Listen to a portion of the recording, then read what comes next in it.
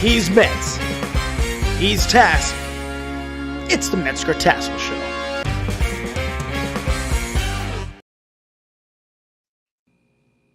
Well, how about that? Did you see the intro, Tass? I did. I didn't see anything.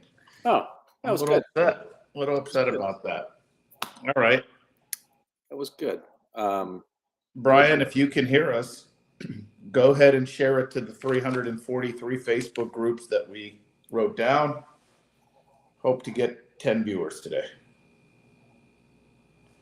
That'd be great. Hey, Tass, do you know how to pull this up on your phone? Yeah. Can you pull it up on your phone, see if we are live? Do I seem close to the camera today? A little close. Okay. Just want to make sure everyone notices. Yeah, you're showing off your beautiful skin. It's a 50-year-old complexion. Yeah. Let me see. All right.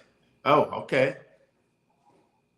Thank you, Mr. Johnson. So yes, I guess we are live. Hey, Mr. Johnson. Yeah, good. All right. Good. Well, we appreciate you joining us today, sir. Yeah, Metz makes a good Miyagi because he's got dark skin, so worked out good. Thank you, Tass. Yeah. If I would have known, I would have just shaved and had the goatee grow out for a little longer. Yeah, that surprised me too. I wasn't expecting the Karate Kid deal there. So anyway, Tass, how we doing? We're going to talk about the secret to success. We're going to talk about if the martial arts industry is stuck in its ways. But before we do that, how's everything? How are you? I am. If I was any better, I'd be twins. Good. It's good. Yeah. Or I could just say unbelievable. I learned that a long time ago. Just say you're unbelievable. I don't know if it's unbelievably good, unbelievably bad. You just say unbelievable. Right. It's just unbelievable.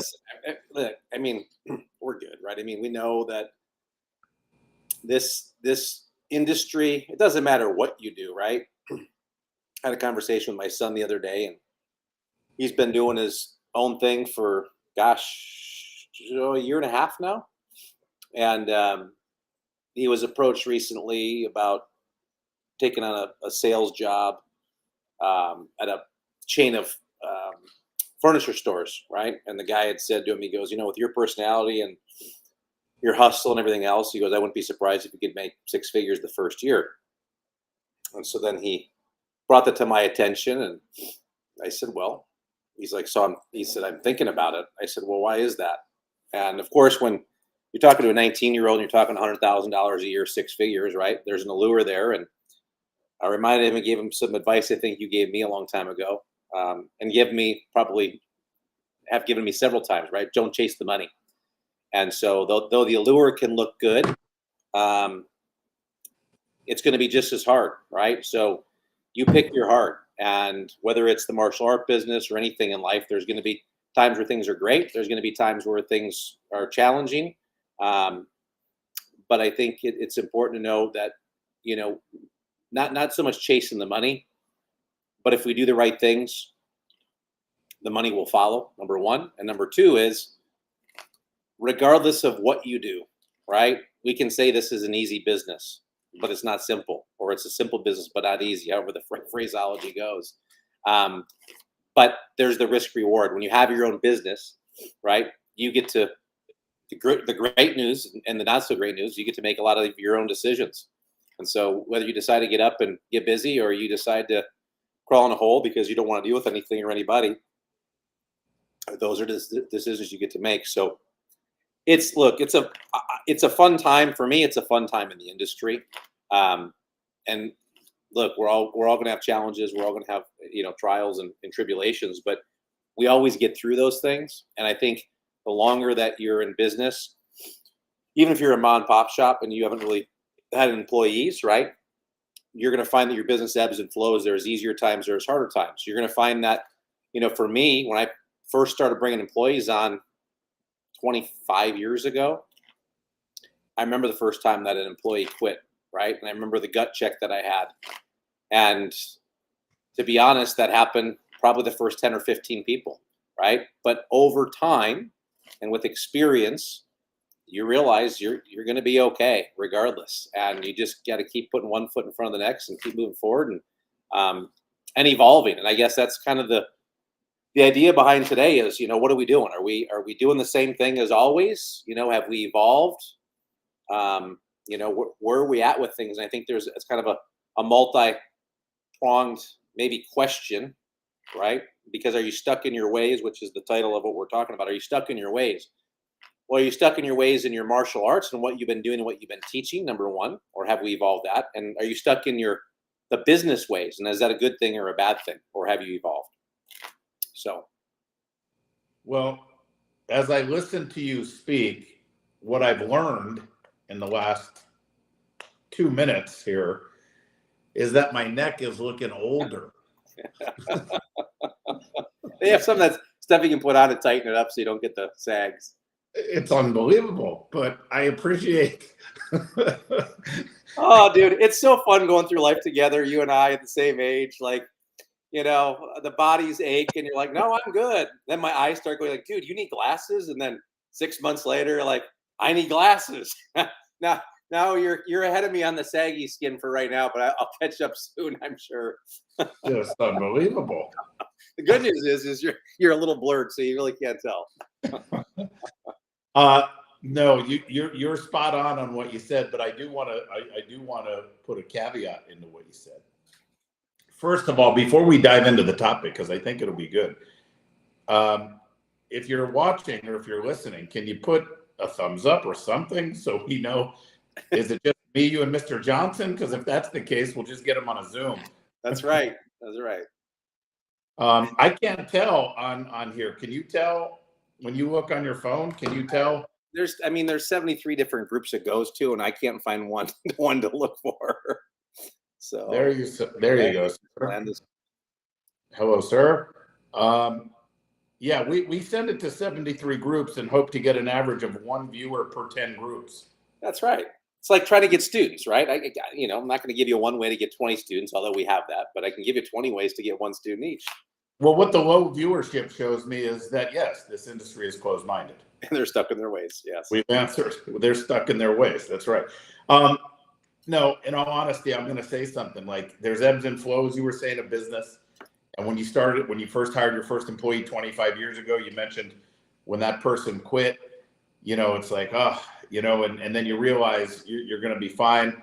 But I will be honest, it doesn't make it any easier, right? Especially if, and we're going to get to the stuck in your ways thing, and everybody, the biggest challenge, I think, in any industry, if you want to scale, and especially our industry, so I'll talk about this industry, is staffing. Is staffing, because it's one of those things that you'll never. There's no next chapter to staffing. It's forever. You're always going to have team challenges, and I don't even like to call them staff. Right? We all have our roles in the company. And an owner is just a title, instructor is just a title, program director is just a title. But you can't be anything unless you have all these people. And you, as an owner, might be all 3 of those people. But you need those positions, and we got to grow together. So here's the thing. The other thing that you've heard me say since we've known each other is don't ask a question you don't know the answer to. In business, in consulting, right? Like if I ask a question, I know the answer. I'm just kind of trying to be polite by asking the question. So I'm going to call it out. Is the martial arts industry stuck in its ways? Well, the answer is yes, you are. Yes, it is. Not you or whoever's watching this specifically, but this industry as a whole is stuck in its ways. And there's no arguing that. Why? Well, because we know the average martial arts school struggles. I mean, we know that. Right. Now, there's people on here, even people that are consultants and stuff, and they've tried to argue this before, saying, no, the average school is doing $50,000 a month. No, they're not. if you live in a bubble and you surround yourself with successful martial arts school owners, maybe the average school is doing 50,000 a month. But I know the numbers because of the relationships I have with some of the billing companies and the product Century Martial Arts, and we just have access to more information than an average school owner. And the average school owner is not doing 10,000 a month in gross revenue. And so you ask yourself, well, why is that? Now, some of you will say, well, because they're not good martial artists or they're not good instructors. That's true for some, but we also, there's been phenomenal martial artists and phenomenal instructors that have gone out of business or that struggle right now financially, and they don't understand why. And by the way, it's a life lesson. It's a personality trait. It's because you won't open your mind. You think you may know the answers, right? And you got to be smart enough to know that you don't know. You could assume it's possible, right? And I have this conversation all the time with people. Don't talk to me like you know if you really don't know. Talk to me like, well, it's possible that blank. It's possible that this is the case, but it's also possible that I'm just not doing what I need to do to grow my life, my business, myself. I'm not making the right decisions based on my belief that I think I know the frickin' answers. And it's possible because when you surround yourself at 3 times a year, we're around 400 to 500 martial artists that are very successful. Well, then you start to realize, well, I can't use those dumbass excuses. I can't say that, oh, it's this, it's that, it's this economy, it's whatever, it's nobody wants to. I mean, I can't make the excuses anymore because why don't these people have the same excuses, right? So we are stuck in our ways, this industry. We are not willing to really learn. A lot of us, some of us are. And also, it's easy to be brainwashed by taking tidbits out of context, information, and believing it. Yeah, right. And from charismatic people, right? And that you're hearing, like you said, this much of it, but you don't understand the other things that make that one thing, potentially work. I'm gonna jump right into a taboo subject, right? I'll give an example. And sometimes it's not even maybe it is stuck in your ways. Like, well, I'm not doing that. I'm not doing contracts. I'm not doing that. I'm not. So you may know that there's other schools that are doing term programs.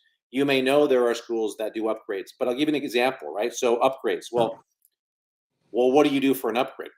Whether you do upgrades or don't upgrades, or you like them or you don't, whatever, just understand the concept. This is what people do.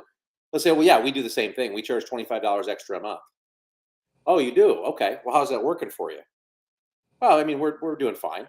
Well, then when I find out they have a 12-month term program, this is an example, and the kids got kid, adult, whoever, they're in 5 months, and they have 7 months left on their program, and they upgrade them.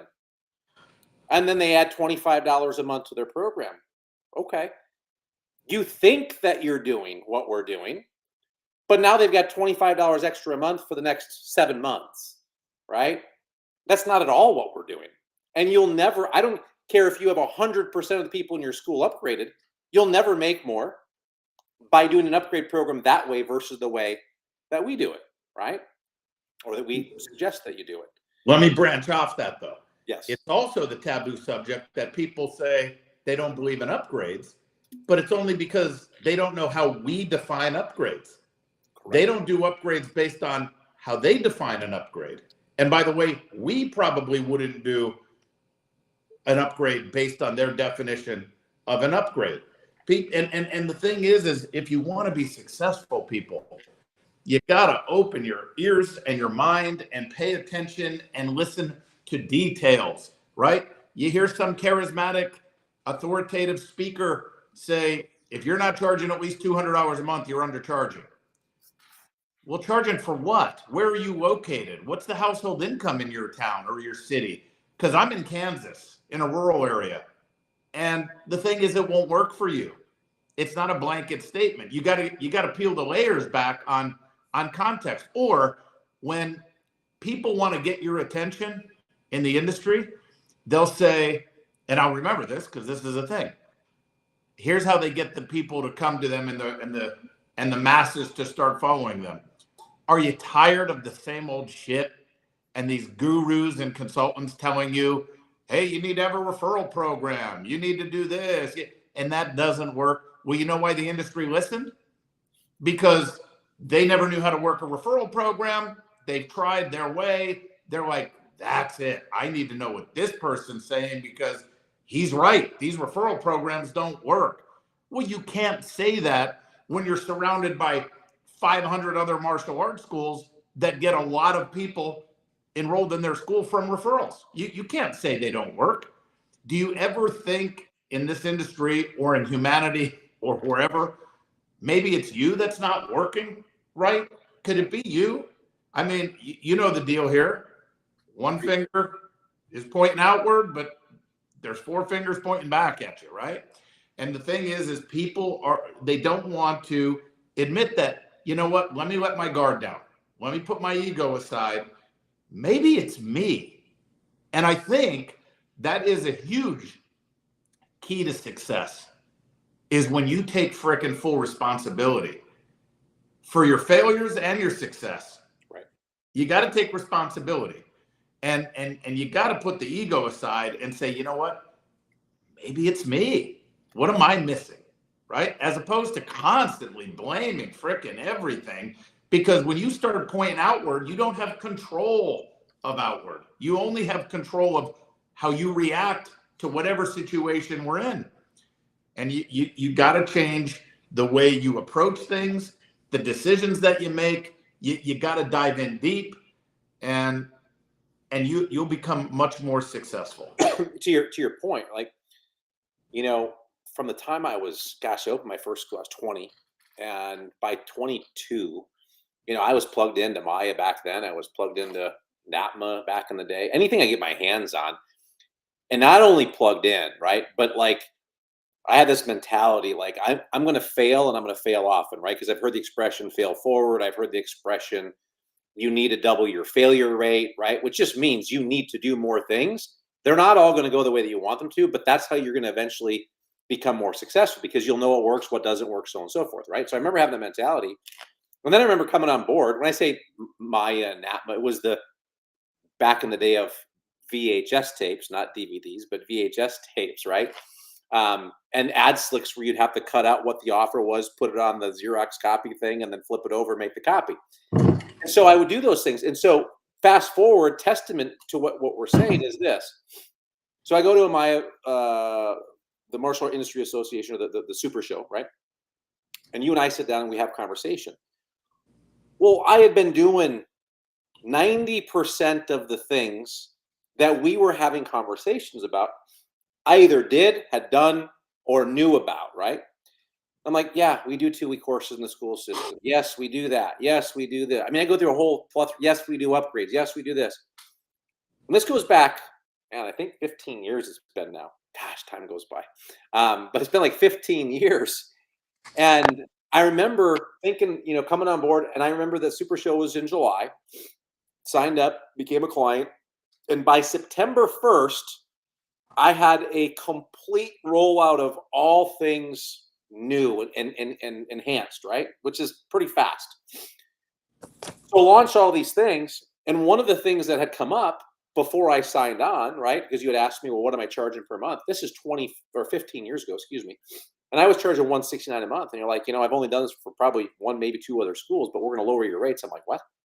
We're going to lower your rates. I'm like, okay. So we lowered the rates to $139, from $169 down to $139. And we went from doing $240,000 in revenue for the year.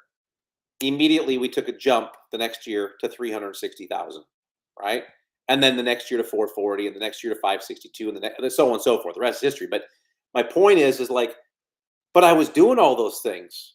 And Mr. Landis said it, right? Details matter.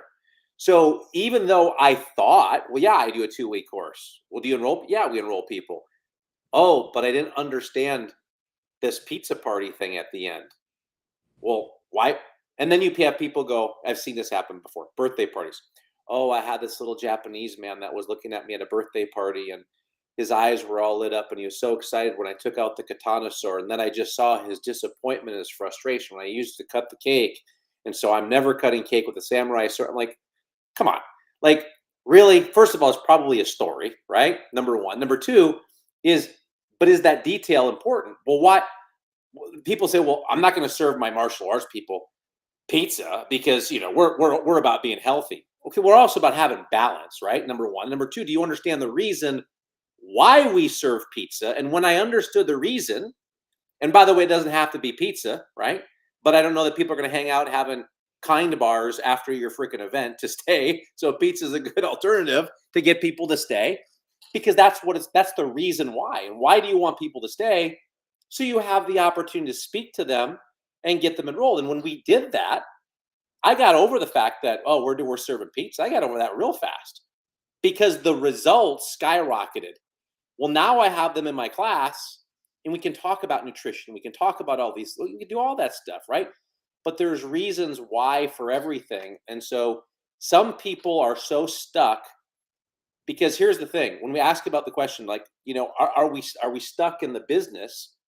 What have we done in the last decade? Well, I will tell you that there are certain business systems that are never going to be outdated, right? They're tried, they're true, they will always work. And you need to, if you want to maximize your success, listen closely, not be successful, because a lot of you on here define success differently, number one. Number two, some of you don't define success in monetary terms.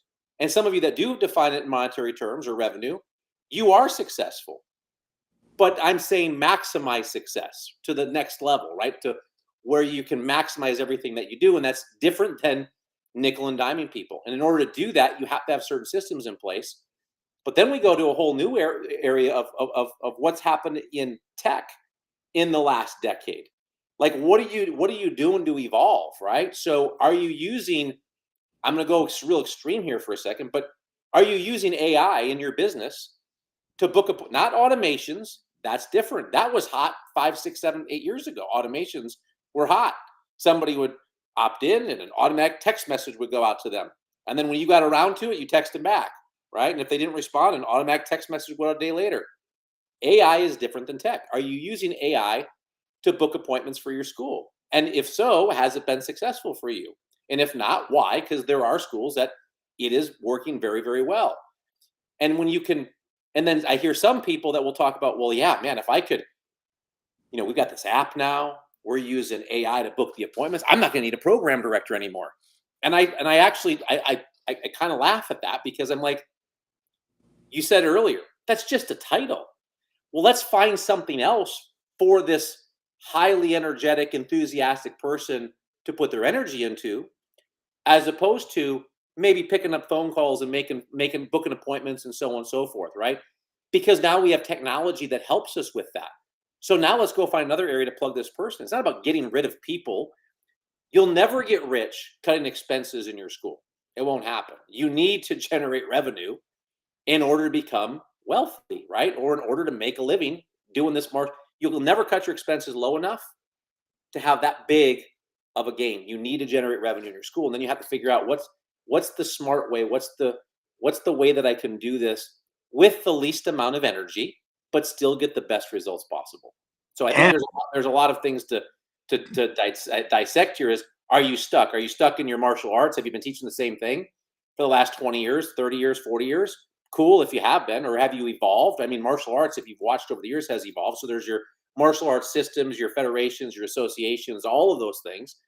Then there's the business side, but there's also then the teaching side. Like, where are you stuck, right? And maybe you're stuck in one of those areas. Maybe you're stuck in all of those areas. Yeah, Tass, it's a personality trait, and a lot of people watching, a lot of people on here are clients, of course, right? And you're in a different mindset, but the majority of people in general, forget our industry, they're stuck, man. They're stuck. I mean, there's a reason why. I mean, just Google statistics on household incomes in this country. Why are the over 80% 85% of household incomes like low. Like why? Right. It's the choices we make in life, and it's very hard to open up your mind and admit you don't know. I mean, and you don't want to ask everybody on here. If you just put, I don't know if anybody will do it, because of course we also know the industry and people don't like to put it up there, and I respect that. But if you want, how much would you like to see your school doing on average each month in gross revenue? So when you tell us gross revenue, we don't know net. If somebody puts 15,000, right? I consulted a school, their rent was $300 a month. If they're doing 15,000, they're doing great money in this town, right? With a $300 a month rent, right? But what would you like to see your school averaging, your business averaging in gross revenue a month? If you want to put it up there, right? And then I'll tell you a story. But the thing is we got to get out of our own way, guys. We got to get, and here's the other thing that I'm going to tell you, the secrets of success. Number one, take responsibility for yourself, your failures, and your success, and open your mind and realize you don't know everything. Even if you think you know, you don't know. That's number one. I'm like that. I always sought out knowledge, right? Always. Number two, surround yourself with people that are like-minded and that are successful or doing what you would like to be doing in the same industry. First and foremost, in the same industry, so you know it's possible, right? Number three, you have to invest in yourself. You have to invest. So investing in yourself is you're reading books, you're listening to business audio tape, and I don't mean, fictional Harry Potter books. I mean, you're reading business books, audio business. You're attending seminars. Dare I say this, you're taking loans out. You're taking a loan, you're borrowing money to attend events to better yourself, because we say it all the time. Surround yourself with like-minded individuals, and then what is it? You're a product of the close. Some average the 5 people that you hang out with. That you hang out with, right? If you hang around naysayers and frickin' negative Nellies and the world is shit, or the economy and the school, I can't grow the school because this, you're gonna just seek, justify it and be present in that company and justify why you can't be successful. And I frickin' roll my eyes every time, and it's like, damn, man, I can help you so much, right? And any positivity can help you so much. People don't want to believe this. They don't want to believe it, but you're also a product of what you put out in this universe. I mean, it's so true. I don't know how it works. I don't believe that it works. I just know that it works. I mean, it's like, yeah. Let me just say this before I forget. And you said, I think it works because when you have a vision, and for example, I'm looking at some of these. I want to be doing 83.3. That's $1 million, right? 35K, 40 would be nice. 20,000, right? Miss Ramos, I just said that this morning to my personal trainer. Find someone in your industry that's making way more than you and do what they did to get there. But look, listen up, everybody. I think when you're saying to yourself, like, I just want to be financially successful. I want to have a work-life balance. I want to provide for my staff. I want to be able to hire staff. And you say it over and over and over and over. What I believe happens is you start recognizing those opportunities to take action that's going to get you to where you want to go. And you're going to recognize it, because people say this: when opportunity knocks, do you open the door, right? When opportunity knocks, do you answer it? Well, some people don't even hear it. That's the problem. Some people don't even hear when opportunity is knocking. You don't even hear it. And then some people that do hear it, they're afraid to take action because they're afraid they may open the door and it was an opportunity. And they're afraid to fail. They're afraid to have egg on their face. They're afraid to be like, shit, I didn't do it. I didn't get. It's okay. You have to fail to succeed. You have to. You have to fail to succeed. I mean, any Olympian failed to succeed, right? Like any athlete failed to succeed. whether it was in training, whether it was in their amateur career, whether it was wherever. You have to fail to succeed.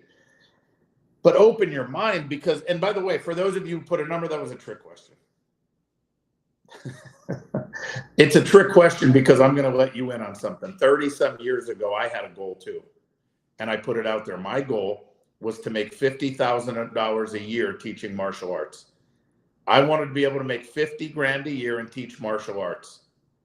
What a piss poor goal that is. Because if I was making 50 grand a year today, 30-some years later teaching martial arts, I would be in that household income like everybody else in this country, right? That's why Tass clarified his statement. He said, we want to maximize your success. So for those of you who put 83 or 50 or 35, 40 would be nice, that you're all right. But that's just a stepping stone, people. That's just a stepping stone. We have to have another destination. So today, and I understand, today maybe that's where you'd like to be. And then we reset. But the answer, it's from the 80s movie Wall Street. I mean, it's so true. What's your number? My number's more. That's my number. It will always be more. Gordon Gekko. That's exactly right. It will be more. What's the number? More. Because I got to drive forward I have to have a destination always. You just said that, right? So I've fallen prey to that a couple times where I've said more, right? The problem with more is that it's not quantifiable, right? So, and he clarified this, but just to be mindful, right? You need to have a specific target, number one, because that's how you measure, right? What gets measured gets done. But once you reach that, or as you're encroaching on getting there, right? Well, what's next? More. Okay, well, then define what more is, right? Because if I say, well, look, I want to lose weight and I lose a half a pound, well, I hit my goal because it was just an abstract, I just want to lose weight. But if I've got to lose 50 pounds, right? If I don't put it out in the universe, I say, well, I'm going to lose weight and I lose a half pound. Yep, I did it. But if I say, well, geez, I really need to lose 50 pounds, right? Just maybe be real. I need to lose 20 pounds, right? Like I need to lose 20 pounds. Well, now there's a number attached to it. And success is when I hit that number, when I hit that loss, and then I'm going to reevaluate and see how do I feel, what, so on and so forth. And when I speak it, even something like weight loss, if you go on a weight loss program or you go on a lifestyle program, they're going to have you speak it out to the world. Like, what is your goal? Why? Because now people are going to ask you, hey, so you're doing the weight loss thing. How's that going? And now you're having to be held accountable, right? So this is one of the ways to do that. So always proclaim what it is that you're trying to accomplish and let people know. So when people ask you about it, you might be embarrassed if you're not actually heading toward that direction. So number one is you got to state the goal. You got to write down your goals and state your goals. And for some of us, that's just writing them down. For others of you, I would encourage you to get them out of your head, put them on paper. Others of you, it may be a dream board. You talk about having things happen. So I'm going to give you maybe just a few examples. For those of you that when you first started your school, there's a lot of people, right, that when they first started their school, they went from 0 to 100 students relatively quickly. And then they get stuck. Well, how did you go from a 0 to 100 and then you just get stuck? Well, you can say, well, yeah, it's attrition. No, it's because you were excited and you had a focus and you worked differently then than you do now, right? That's fact. But I remember, God, probably 10 years ago now, when I was a kid, when I was in my teens, my buddy, he ended up having a Mastercraft ski boat. Long story short, we were 18. He had a Mastercraft ski boat. He had a Toyota 4Runner that he pulled it with. We skied as kids together buying our parents' boats, and everything else. And he had this beautiful Mastercraft. I'm like, oh my God, I love this boat, right? We were 18. And I'm like, someday I'm going to get one of these, right? And then the boat started to develop and evolve over time, just like everything. They didn't get stuck in their ways. And then the new boats came out and all the things. And there was this Mastercraft ski boat that I'm like, oh my God, is a wakeboard boat. I'm like, I love that boat. And I put it on my screensaver on my iPad, right? It was on my screensaver on my iPad. True story. I bought that exact boat 2 years later. That exact boat I bought 2 years later. And I have that boat to this day, right? And so that's an example, but I was just thinking not that long ago, the location that we're in now, I just remembered this like a day or two ago. I'm like, oh my God, that location, I remember because it was right next to a grocery store. So I go get groceries, and when I come out, I'm like, God, that'd be a beautiful location for a martial arts school.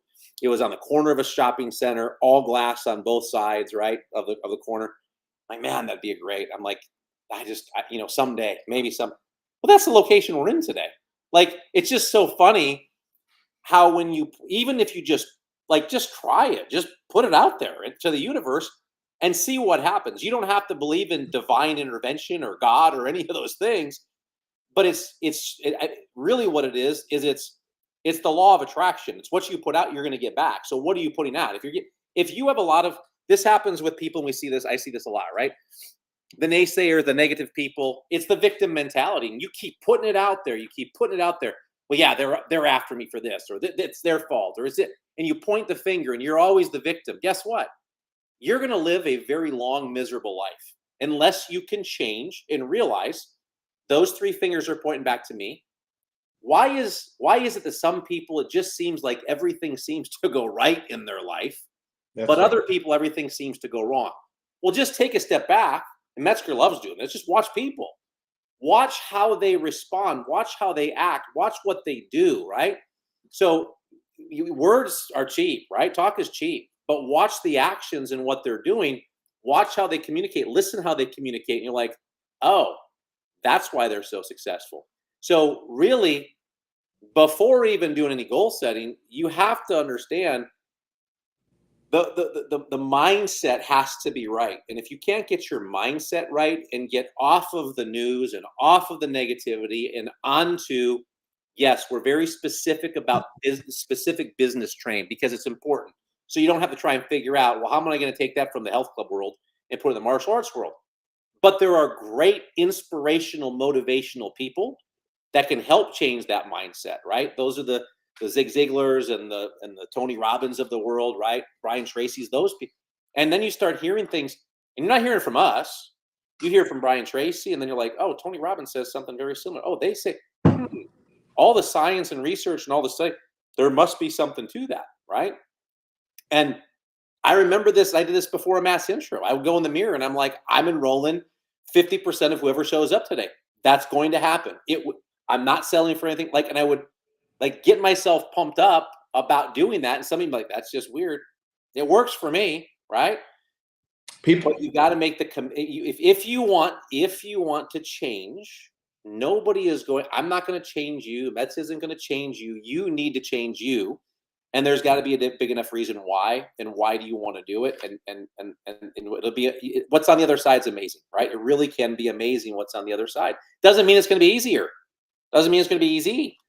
But man, if I had a choice, this is a Metzger question, and I had to answer a question, hey, I'm just curious. You have to pick one of two options, right? In your life, do you want to be happy and everything go your way? Or do you just want to live a miserable, negative life where everything seems like it doesn't go your way? Which one would you prefer? Right? I would think everybody would say number one, I would think, right? Maybe I'm wrong. The problem is, Tass, and I'm going to justify something about the goals when I said, it's always more.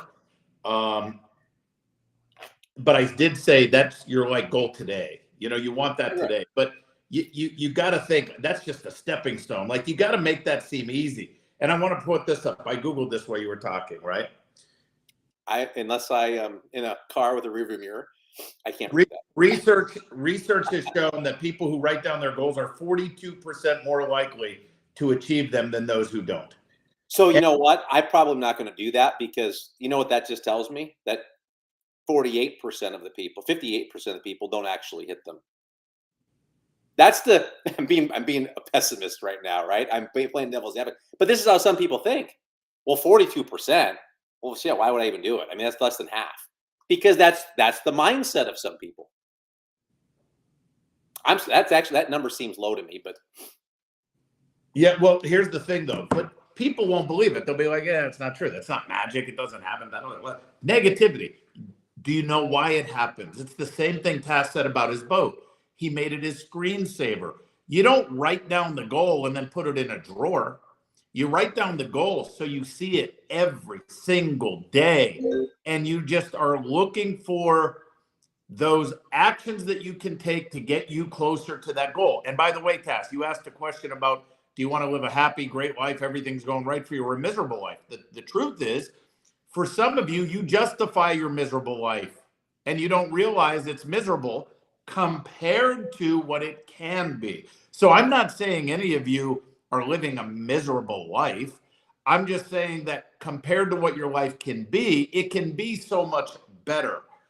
Whether you like money or not, and I say this all the time, whether you like it or not, that is how currency is. There's currency that matters in this world.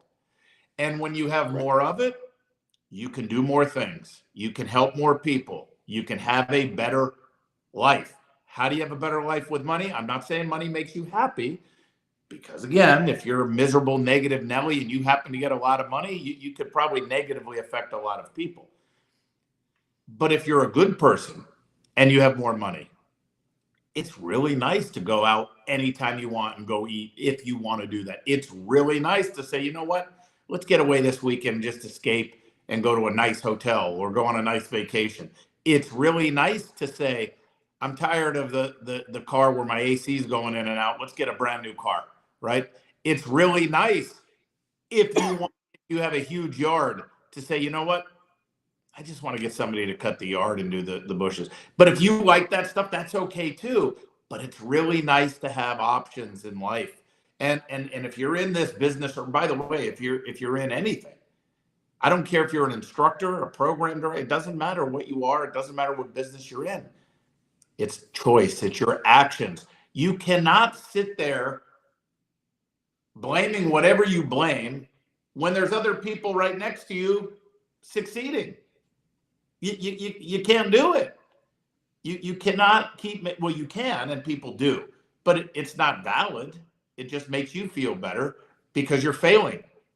And unless you can admit that I'm freaking failing right now, I am not doing as good as I can do. Until you admit that, you're never going to start striving to change something to be better, because you're just justifying, oh, it's this fault, it's that fault, it's this, it's the economy, it's whatever. I mean, it's constant, like, that's the norm. You can't be the norm. You got to be different. What I was trying to look up was, there was a company, and you guys could probably research it. I was hoping to give you the link to it. But the gist of it was, you write down your goals, write down your top 100 goals, right? 100. Yeah. I mean, this doesn't just mean your martial art business revenue goal or enrollment goal or active count goal or retention goal or upgrade goal. It's life goals, right? It could be physical fitness. It could be spiritual. It could be wealth. It could be whatever you want it to be, right? But you write down the goals and then you send it to this company. And then a year later, they send it back to you. And if I remember, this has been a while, but 80% of those things on that list, you've actually accomplished. It's actually pretty incredible. And so I didn't do that, but what I did do is, I was for a long time, and I've gotten out of it, to be honest. I need to get back into it, right? But I had written goals, and then I would do that. I would write them every morning. I would write down the goal statement, right, of all the important things to me, and every night I would write down 3 things, like basically gratitude for 3 things, right? What I was grateful for. And it just was a process, and it was a system, right? But I remember stumbling across a letter that it was a goal statement that I had written out, right, for the future, right, in the present tense. And I remember I went back. This is probably 2 years, 3 years after I came across it. I found it. I'm like, I literally went through everything on there. I'm like, oh my God. And some of the stuff, I like crushed the goals, right? But there was a lot of materialistic things on there. Why? Because TAS is materialistic. That's why. No, because that's just, for me, that's how I can quantify a goal. That's why I was never good at, like, Qigong or Reiki or any of those things. I get there's an energy, right? But if I can't feel it and touch it, it's just for me, it's harder for me, right? There's people that are great at that, but I need something that's tangible that's an earmark for me that, okay, I've got the, this is what I've attained, right? So it's pretty interesting. So what I would encourage you all to do, right? Number one, not just for your martial art business, but what are your goals? Like, what do you want? And maybe if you're unsure of that, what does life look like when you're retired? What kind of car do you drive? What kind of home do you live in? How many vacations do you go on? What do you do for hobbies? What is your fun? All those things. And then maybe you figure out, well, what is that going to cost you? Right. And then you figure out, okay, well, that's what it's going to cost me. But how can I compress the intensity and get to that retired lifestyle today or sooner, or in a year or 2 years or 5 years, as opposed to 25 years, as an example, and then make it more fun, right? Because everybody will make a million. Let's just call this out.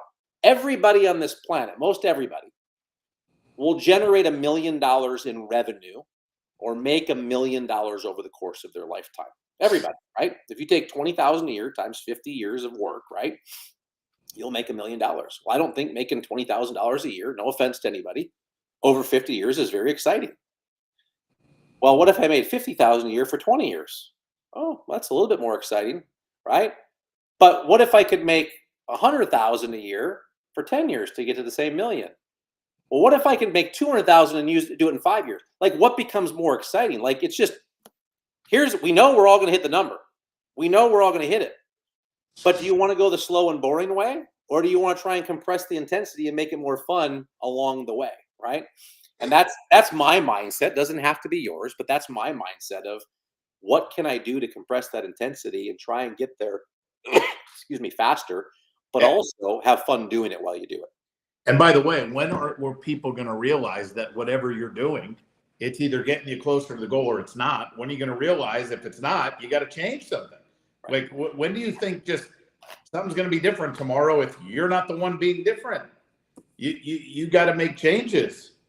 I mean, so yeah, this is a little bit of passion and frustration and whatever. And the thing is I don't know how people view consultants in the industry or you or me or whatever and think, I can't do what you do. Well, of course you can. I mean, I was $4 a class, guys. I mean, no contracts, no down payments, no nothing. $40 a month after $4 a class. But I stayed focused on where I wanted to go. And I kept seeking out people that were doing it. And I kept making changes and changes and changes. And Tass, you say it all the time. Here we are sitting here 32 years later from when we opened the first school. And have we made changes in the last year? Yeah. We're always evolving. Always. Right. But 85% of the stuff is the stuff I was doing 20 years ago. Some things just will not change. Right. And so the question then is for some of you that may watch this, maybe you don't even know what those eight. Now, here's the fair point. If you don't know what the 85% of those things are, right, you have a free pass. But now I just took it away from you because you need to call and talk to somebody to find out what those 85% of things are. But for those of you that know and you haven't done anything, there's a story. I'm not going to give the story, but I'll paraphrase it. But it was something about someone basically wanting to try and make it, and they were not from the United States, right? And they were just talking about they didn't have any resources. And they said, "Well, do you know can you speak English?" And they're like, "Well, yes, I can speak English." Like, that is an asset. Like, you need to be able to use that, right? And so if you don't know, it's fine. But people who know and don't take action, that's either just being lazy or ignorant or any of the like, or just not wanting to change. So I would encourage you to look and find out, what are the things that you believe would help. And if you're not sure, this is the other piece that can be very difficult. And I have to remind myself of this on a regular basis, right? This is an axiom of business, right? You're busy, but are you caught up in the busy? Are you vacuuming the floor, cleaning the mirrors, cleaning the mats, emptying the garbages, making sure their office looks good? By the way, that's all important. We got to get all that done. But that doesn't pay the bills.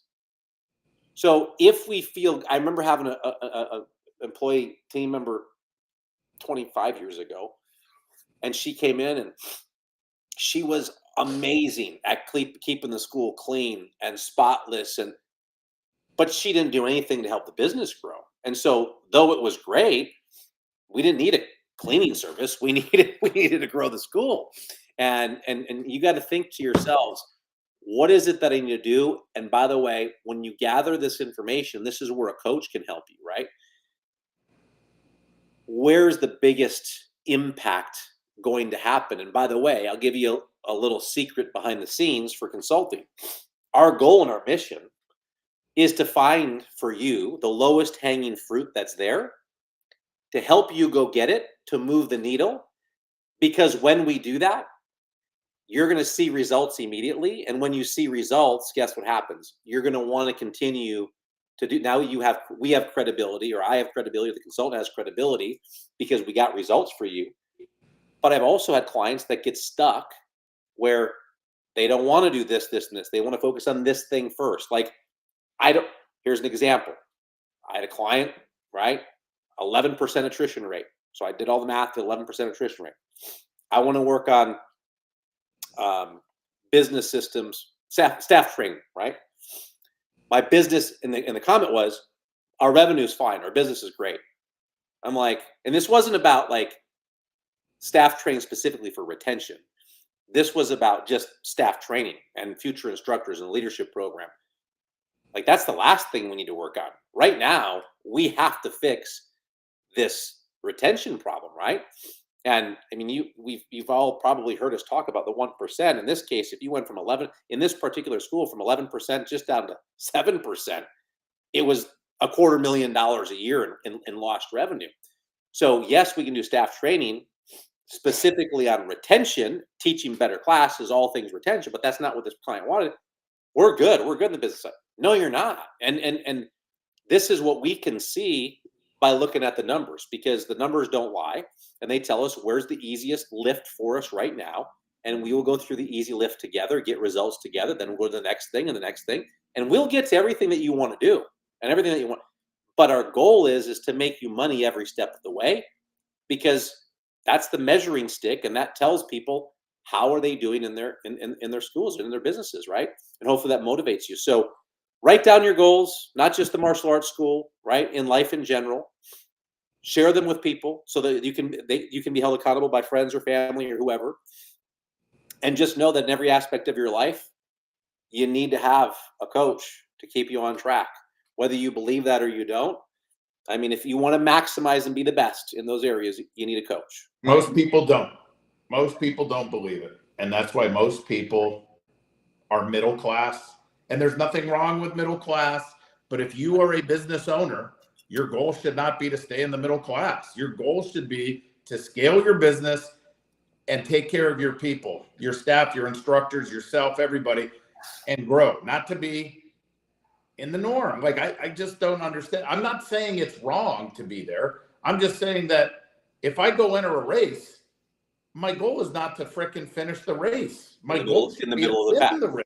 Yeah, or finish the race in the middle of the pack and be happy with it. Now, some people will say, well, yeah, but my goal is to run a marathon. I didn't care how. Great, I get that's different. By the way, that's an amateur. That's somebody who's doing this just to stay in shape, to just keep themselves motivated to train. But if you are an athlete, or if you are entering a tournament or a competition, your goal should. What the hell is going on? I got bubbles coming. That's right. This is your thought bubble. Go ahead. My God. Geez. Your goal should be to win, but it's okay if you don't. Right. But in fairness, everybody needs to understand, Metz and I aren't here. We are not coaches for, hey, here's how to get by on $36,000 a year pay. Like, we're going to teach you all the hacks to get through life and feel like a millionaire based on $36,000. That's not what we do. There could be people out there that's what they do, but that's not us. Like, we're performance coaches. That's what our goal is to get you to perform at the highest level possible, right? I said it at the beginning of this, and I don't know if anyone remembers. Do you remember one of the first things you said on this, whatever this is? Do you remember? No, I'd say most people don't either. I dropped too many good things. You really did. You said something I taught you a long time ago. Don't chase the money. Right. Right? Right. You said it. We're performance coaches. We're going to teach you to just be better. The money will happen, but we got to just be better. But you also have to understand that we need money in order to take care of ourselves, our family, our instructors, our program directors, our staff, our communities, donating, whatever. Like, we got to do that. But if you just focus on just trying to get money somehow, that's not the pursuit, right? That's not what we want to do. So Agreed. Anyway. And I think, let me just finish with this too. I think some of us, there's a good stuck and there's a bad stuck, right? That's I think what I want to make sure that we relay. But some of us have transitioned from maybe doing what I'll call labor intensive recruitment strategies for your schools, right? Tried and true. We know they work. 2-week courses as an example, right? Booth events, birthday parties when they're done, everything, of course, when they're done right and you follow the details. But so many of us have just said, here, take my money to an agency and just do it for me. And although that's great and you need to do that, have you not done all the other things? And by the way, when you're doing 83,333 a month or 50,000, the number is irrelevant because I don't know what your net is, right? Or what your expenses are. But when there's a point where it makes sense, you're like, you know what? I just want to work less hard. And if I can get the same amount of leads and pay X dollars to get them, and I don't have to go through all the sweat equity and do all that stuff, and I can, by all means, go ahead and do that. But a lot of people that we speak with aren't in a position to go out and spend $1,000 or $2,000 a month in marketing budget to go get new students. So there's the old school, tried and true things that work. Yes, you either are going to pay for it with sweat equity, or it's going to be a little more labor intensive, or you're just going to swipe your card. One of two ways to get students. And by the way, I would tell you, this is another Metzgerism, right? Why can't you have your cake and eat it too? You can do both, right? You can do the paid marketing and you can do the sweat equity if your mission is to maximize your success and to grow. Because there are just certain people you're not going to get to if you don't go do certain things, right? I'm not going to enroll somebody on from a social media campaign that right now is in our 2-week course. They may never enroll, but because they're doing the 2-week course, they will probably enroll. Statistically speaking, they will enroll into our school, right? So make the list. What are you stuck with? What are you stuck on? What do you have questions on? What are you willing to change? Pick one thing, just one. Like, here's my mission, and this is what I'm going to adjust and change. But why are you doing it? And is it for the betterment of your situation that you're in? And will it help to move the needle, right? As opposed to, well, I'm going to get in every day at 3 o'clock, and I'm going to make sure that I'm going to vacuum the floor before class starts. Well, you followed my directions, right, to a point, but that's not the one thing that's going to help move the needle. I think what you taught everybody is, you had said when we started working together, I lowered your rate from 169 to 139, and you jumped in revenue year after year. So now people are going to just go ahead and lower their rates. And then you told people that you were upset that your girl came in and cleaned the school. So now people are going to stop cleaning their school. Dude, but here, but you're not wrong. Listen, I remember I took over a dance school. I remember this. 1,280 square feet. So it was like I was just wanting to get into a second location, just take like the remnants of classes that they had open. They didn't have any remnants of classes. She decided she was going to move. I'm like, okay, I'll take over the facility, because they were teaching classes from 3:30 until 10:30 at night out of 1,200 square feet with 600 dancers. And it was no offense, women, ladies, but it was run by a female. It could have been run by a male as well, but I'm just going to call it out. It was the most nasty, filthy freaking place, 1,200 square feet, that I was ever in. I'm like, how is this even like? There's a bunch, not that boys don't dance, but there's a lot of like girls in here and women. Like, I would think naturally it would be a clean place. It wasn't, but they had over 600 students. I'm not saying have a dirty school and you'll enroll more students. I'm not saying that. I'm big on cleanliness and keeping your schools clean. But that was a person with their focus and their mission and their goal was to build that dance program, and maybe they had great referrals because everybody loved it. You got to do both. What he's saying is, for the people who come in and start cleaning the school and filing papers and you're just busy being busy, that does not directly impact your business, but it indirectly will impact your business. You got to do it all, but it's when you make excuses saying, I didn't have time today to call the leads. I didn't have time to go out and do a booth, or I didn't have time to post on social media because I was cleaning my school. That's where it's a problem, right? So clean your school at 11 o'clock at night after classes when you're not calling leads and there's nowhere to go and set up programs. Do it at night, so when you get in the next day, you're off and running, working on your business, not in it. And you've said it, but you found time to teach your 4 o'clock class and your 5 o'clock class. How'd that happen? Well, yeah, nothing gets in the way of that. Yeah, I have to because the people are there. Well, okay, are you a martial artist? Do you have self-discipline? So schedule your day out, time block your day, and treat it just like you would a class, and that's what you do at that particular time, right? So anyway, I think there's a lot of, look, doesn't matter where we are. Doesn't matter where Metzger is, doesn't matter where I am, right? We are of the mindset, we're trying to constantly get to another level. And that may not be everybody, but I hope as martial arts instructors, trying to help kids and adults become the best versions of themselves, I don't know how you can do that if you're not leading by example and trying to be the best version of yourself. And that is being the best version of the business owner that you can be, the teacher you can be, all the things, right? So what will you do, right? That's up to you. Nobody can make the decision for you. Nobody can do it. And it's amazing what can happen when you do make a decision, because after 2.5 short hours of talking to Metzger at the Super Show 15 years ago, and it was the last day of the show, his voice was non-existent, and he's like, I'm done talking. I just know I can help you. And I had a decision to make. And it's 2 words, yes or no. Yes or no. If I would have said no, I don't know where my life, it wouldn't be where it is today. I wouldn't be where I am with my martial arts school. I wouldn't be a consultant. I wouldn't have a best friend that I made in the industry. Lots of best friends, great friends I met in the industry. Because why? Because I took a chance and said yes, but I also was willing to do anything. And that was the other thing with me, right? I had filed bankruptcy. I was in foreclosure. I say this all the time. For me, the decision was pretty simple. I didn't have $1,000 a month to pay for consulting, but it was an easy decision because everything else in my life was messed up. And I felt like the only way that I could go was up.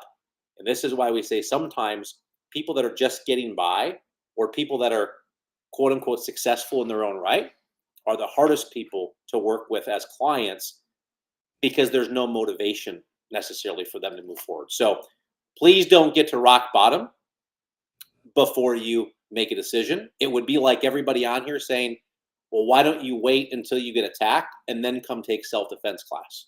That just doesn't make sense. We all have smoke alarms in our house for a reason. We don't wait for there to be a fire to say, I should probably get a smoke alarm. We don't wait till we go and almost drown before we take swim lessons, right? We shouldn't wait until business is so bad that we're now asking for help. That's a place of desperation. That's what I did. And I was able to get things turned around, but it's not a fun place. But what is fun is when you see things changing and you're seeing the results that happen. That's what gives you the dopamine, the endorphins to keep moving forward and keep making the changes. So, I challenge you guys. We're coming up on the end of the year, right? Start creating your 2025 goals now, because some of those you may be able to accomplish this year yet. It's unbelievable that we're almost through 2024. We're going to be in the 4th quarter. It's unbelievable. All right, Tass. Oh, there you go. You like the thought bubbles? Very good. Right on. Very good. On. All right, guys. Thanks so much. Tass, we'll touch base. You got it, my friend. All right. Appreciate everybody jumping on. And if you ever need anything, we're here to help, everybody. We are definitely here to help however we can. So everybody have a great weekend. Enjoy. And let's go crush it. Thanks, guys.